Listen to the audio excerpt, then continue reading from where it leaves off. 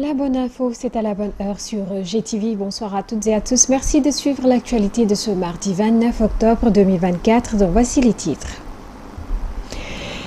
L'association des élus locaux du Sénégal s'engage pour une coopération décentralisée innovante au profit des collectivités territoriales. Elle a organisé un atelier sur la thématique ce mardi grâce à une coopération ou une collaboration avec la coopération décentralisée européenne. Les détails dans cette édition. Bougane Gueye Dany va comparaître devant le juge du tribunal de Tambacounda demain. Le leader du mouvement Gëm Sa Bopp est accusé de refus d'obtempérer, de rébellion et d'outrage à agent.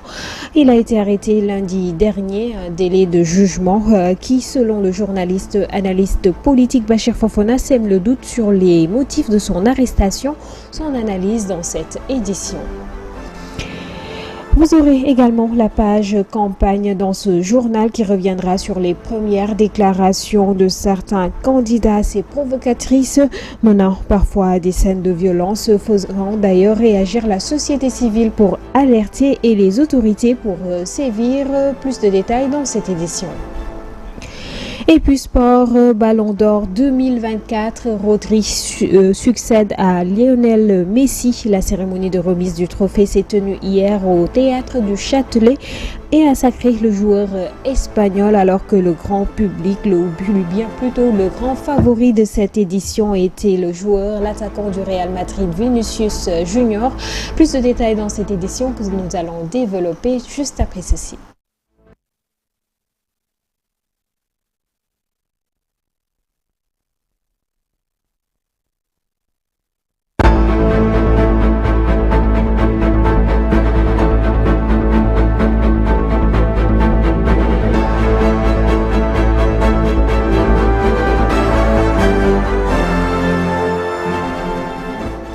Un immense plaisir de vous retrouver, fidèles téléspectateurs de GTV, une édition que nous démarrons avec cet atelier d'échange et de partage sur la coopération décentralisée et l'approche territoriale qui s'est tenue ce mardi 29 octobre 2024.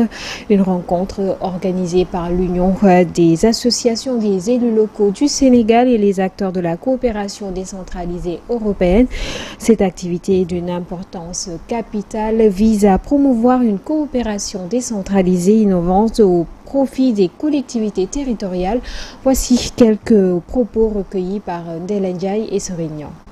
Nous sommes à l'ère d'une nouvelle gouvernance du pays et vous n'êtes pas sans savoir que son Excellence Bassirou Diomaye Diakhar Faye a eu à partager sa vision avec tous les acteurs, avec les partis, avec les partenaires, avec les acteurs du développement du Sénégal, dans laquelle il y a un point important qui est réservé au domaine dans lequel nous évoluons, à savoir à son axe 3, aménagement et développement durable des territoires, dans lequel axe est développé des actions de coopération qui devraient pouvoir, parce que le Sénégal n'est pas un pays qui s'enferme sur lui-même, il doit s'ouvrir à travers même ses territoires et pour pouvoir enclencher ce qui a été théorisé dans la vision, à savoir le développement endogène qui doit sous-tendre la croissance endogène qui devrait être basée sur les leviers, à savoir les ressources territoriales que regorgent nos différents territoires. Nous pensons que c'est important qu'on travaille tous ensemble pour créer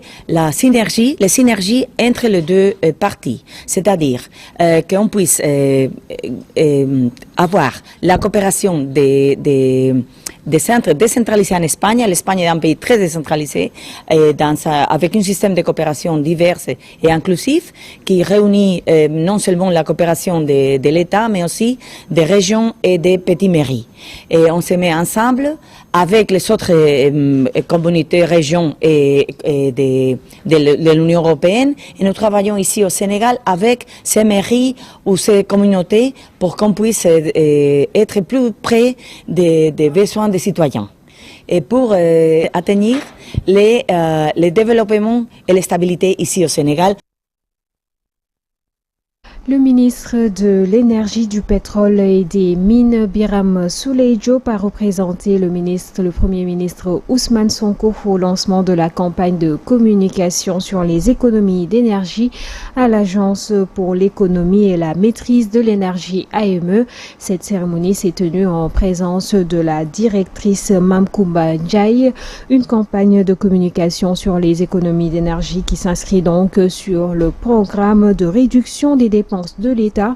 Ainsi, l'Agence pour l'économie et la maîtrise de l'énergie compte accompagner l'État du Sénégal à investir moins dans la production énergétique pour satisfaire la demande nationale. Ces propos ont été recueillis par Abdoulaye Dieye.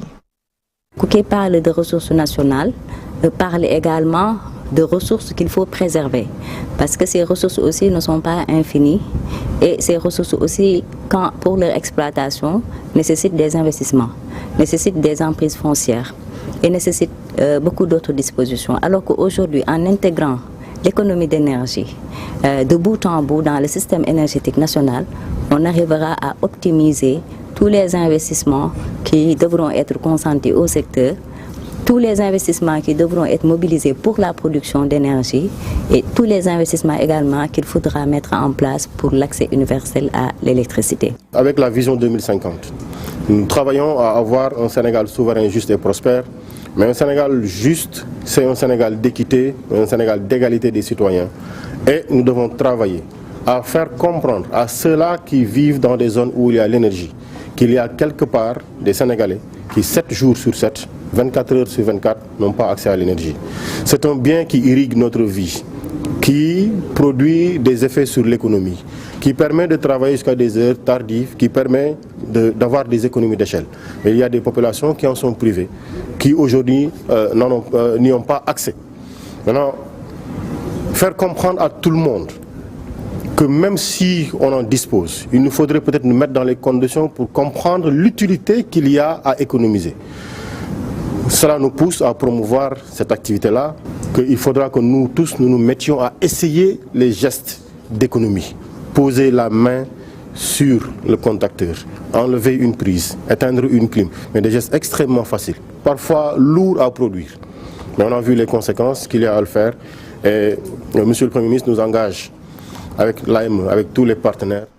Le Fonds de financement de la formation professionnelle et technique 3FPT a célébré ce mardi 29 octobre ses 10 années d'existence, un moment de fierté mais aussi une opportunité pour le directeur général et sa délégation de réfléchir sur leur parcours, leurs acquis mais aussi les perspectives qui s'ouvrent à eux.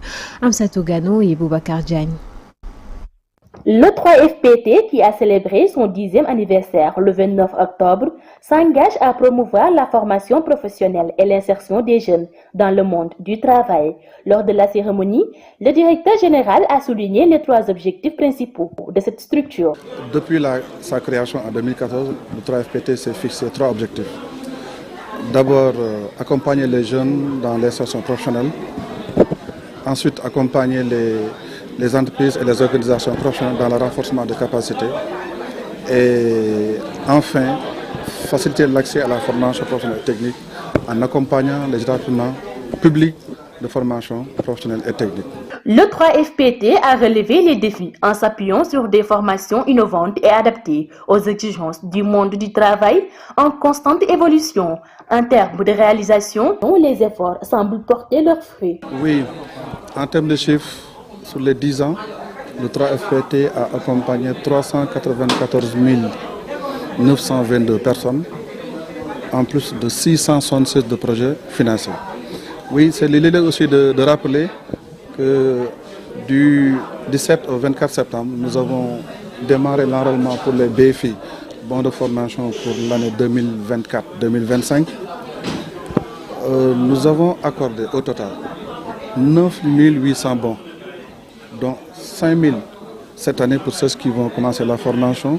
Beaucoup d'efforts seront consentis selon le directeur général afin que chaque citoyen ait la possibilité de contribuer à la construction d'un Sénégal souverain, juste et prospère. À travers sa responsabilité sociétale d'entreprise, le FKS a remis au gouverneur de Tambacounda un important appui en denrées alimentaires aux sinistrés du département de Bakel et des producteurs de bananes de la vallée du fleuve Gambie plutôt. Au total, 1600 ménages seront touchés par ces vivres, un appui qui constitue une réponse à l'appel de l'État du Sénégal, mais les entreprises souhaitent un accompagnement des autorités car elles traversent aussi des périodes difficiles. Une précision faite par le directeur général délégué FKS Ibrahim Assi au micro de notre correspondant à Tambacounda, Amadou Diallo. À l'appel du président de la République pour venir en soutien aux sinistrés du département de Bakel et de Tambacounda. Donc, comme nous le savons si bien, ces populations sont en train de vivre aujourd'hui des situations difficiles. Et naturellement, FKS a répondu à cet appel. Dans notre politique de RSE, nous le faisons avec ces mêmes denrées constituées de riz, d'huile, de savon, de sucre, des denrées de première nécessité qui pourront soulager les populations dans un premier temps. Donc aujourd'hui, l'entreprise a mis en place un montant de 100 millions pour les deux départements, 50 millions pour chaque département. Aujourd'hui, que l'État a besoin de soutien, donc c'est pour ça que nous avons répondu à cet appel, même tout en sachant qu'aujourd'hui, la situation dans le pays est extrêmement difficile. Nous, même entreprises industrielles, nous le vivons. L'État en sait quelque chose. Mais comme nous avions échangé avec le gouverneur, nous espérons bien qu'après l'état des lieux, l'État pourra revenir dans la réalité, surtout venir en aide aussi aux entreprises qui en ont. Et puis en bref, je vous le disais dans les titres, Bougane Gueye Dany devant le juge du tribunal de Tambacounda demain.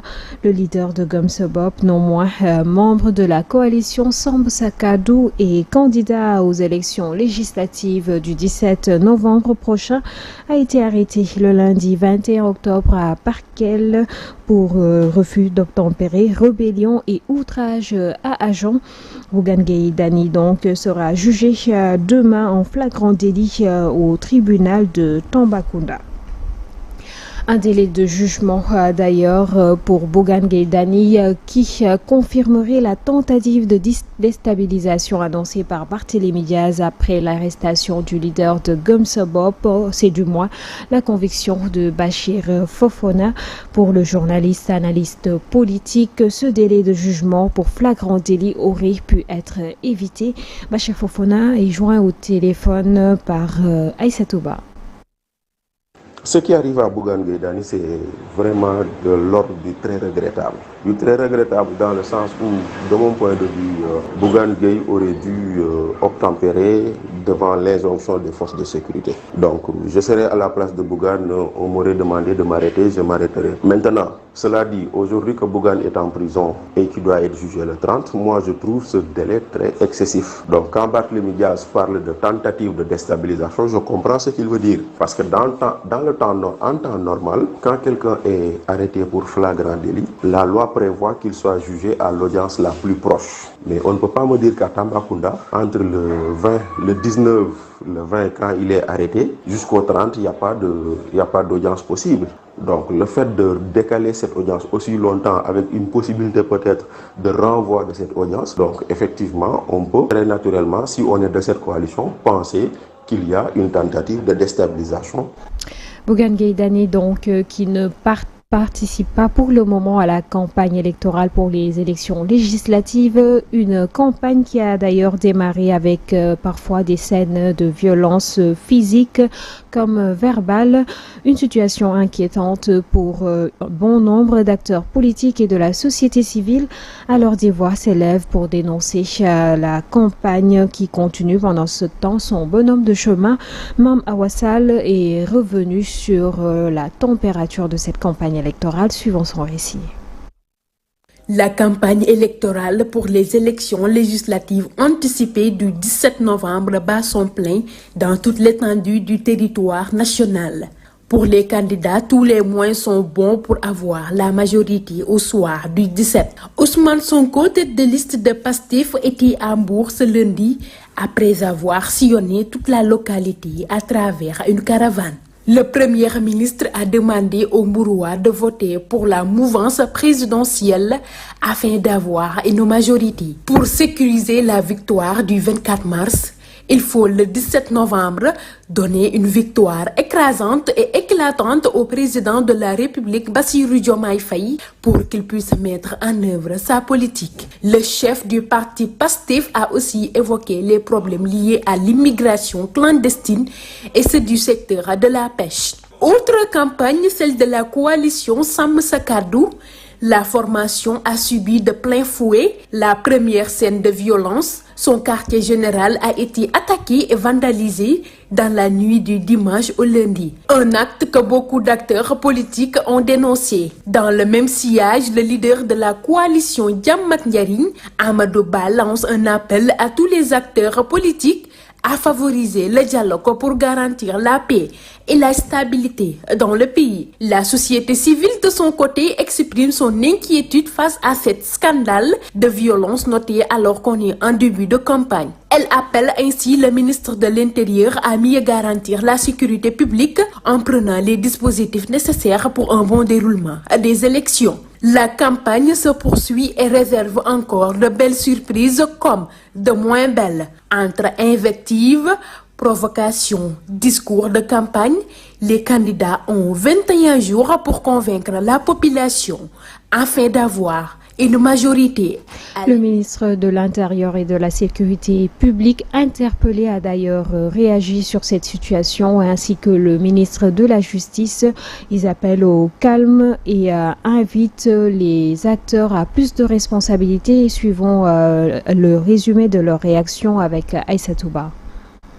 C'est un début de campagne rythmé par des scènes de violence malgré l'appel à éviter les dérives dans le discours et les actes lancés par le président de la République aux acteurs politiques lors d'une déclaration de presse effectuée le 25 octobre dernier à seulement 2 jours de campagne. Les affrontements entre convois se multiplient. Le convoi d'Abass Fall, la tête de liste à Dakar du parti Pastef, a été attaqué et le siège de la plateforme Taxawu Sénégal, qui fait également office de quartier général de la coalition Sam Sa Kaddu, incendié. Face à cette violence, le ministère de la Justice, inquiet, avertit les auteurs de ces comportements qui, selon lui, sont susceptibles de revêtir une qualification pénale pouvant exposer leurs auteurs à des poursuites. C'est à travers un communiqué publié ce lundi 28 octobre. En tant que garant de la sécurité publique, le ministre de l'Intérieur, Jean-Baptiste Tine, n'a pas tardé à réagir en affirmant son engagement à veiller à la sécurité de chaque citoyen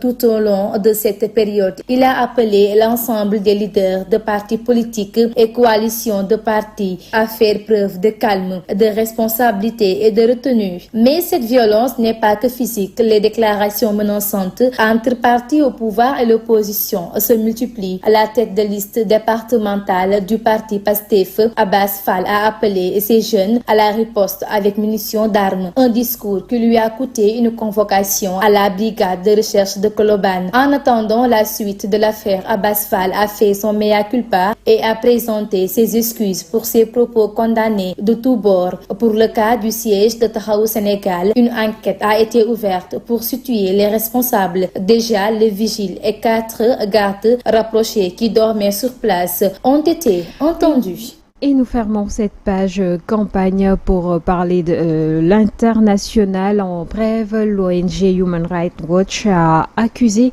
mardi le gouvernement du Burkina Faso d'avoir inutilement exposé des civils à un risque d'attaque djihadiste lors du massacre de Barcelogo dans le nord le 24 août dernier. Un groupe armé islamiste a massacré au moins 133 personnes dans la ville, en grande partie des civils contraints par les militaires de creuser une tranchée pour protéger cette ville où se situe une base militaire, explique Human Rights Watch dans un rapport publié ce mardi 29 octobre.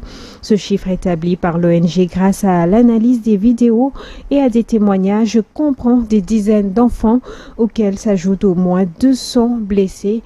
Pour rappel, c'est l'attaque la plus sanglante recensée dans l'histoire du Burkina Faso. Et puis sport, football, Rodri a été élu 68e ballon d'or dans une demi-surprise générale ce lundi au théâtre du Châtelet à Paris. Rodrigo Hernandez Cascante, de son nom entier, devient ainsi le 3e espagnol de l'histoire à remporter le titre de meilleur footballeur de l'année après Alfredo Di Stefano 1957 et 1959 et Luis Suarez en 1960, alors que tout laissait penser que Vinicius Junior serait le lauréat du titre de meilleur joueur du monde 2024. Les 100 journalistes votants ont porté leur choix sur le milieu terrain de Manchester City, le tout au terme d'une cérémonie boycottée par le club madrilène. C'est ce qui met un terme à cette édition du mardi. Merci de l'avoir suivi. L'information revient demain à la même heure. D'ici là, portez-vous bien en compagnie des programmes de GTV. Bonsoir.